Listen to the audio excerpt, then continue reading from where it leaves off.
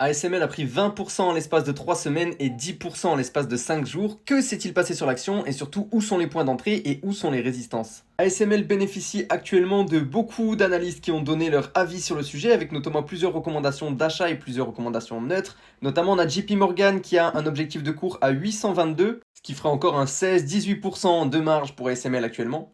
Il y a également le fonds Arrête Research qui vient de passer de neutre à achat sur le titre et ça c'était vendredi, mais la réaction du marché a eu lieu lundi avec un ASML à la hausse à 879 euros selon eux sur un cours de 1 an contre 736 euros d'estimation qui avait été donnée un petit peu plus tôt. Maintenant graphiquement, où est-ce qu'on en est? Je vous ai fait une longue vidéo YouTube il n'y a pas très longtemps sur le sujet, mais je vais vous en refaire une là sur TikTok, il n'y a pas de souci. Quand on prend notre big retracement de Fibonacci, il y a des chiffres qui sortent et qui sont très importants pour une tendance. Ces chiffres de Fibo qu'on va retenir pour ASML, c'est le 0,5 et le 618, le chiffre d'or de Fibonacci. Sache que sur ASML, comme tu le vois à l'écran, on a des zones qui sont assez claires au niveau de l'achat. On a un achat entre 540 et 560 où on balance tout. Si ça arrive là-bas, c'est vraiment une opportunité. Et on a également un autre ordre d'achat en dessous des 600 euros, mais au-dessus des 580, où là on peut commencer à acheter. C'est un rebond qui est assez fréquent sur l'action, notamment lors des résultats ou des petites baisses d'objectifs de cours.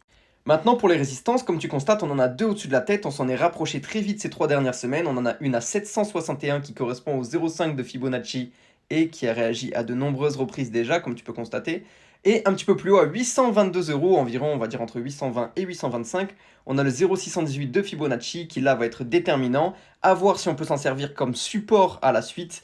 Déjà, il faut monter jusque là et c'est ce qu'il faut surveiller sur ASML. Donc non, on ne rentre pas à 740 euros. On essaye d'attendre des points un peu plus bas qui respectent nos zones d'achat et on sera très content quand on achètera dans ces zones d'achat là. En dessous de 650, donc en dessous de la moyenne mobile qui est tracée en orange sur le graphique, ça peut aussi être une opportunité de rentrer en fractionné.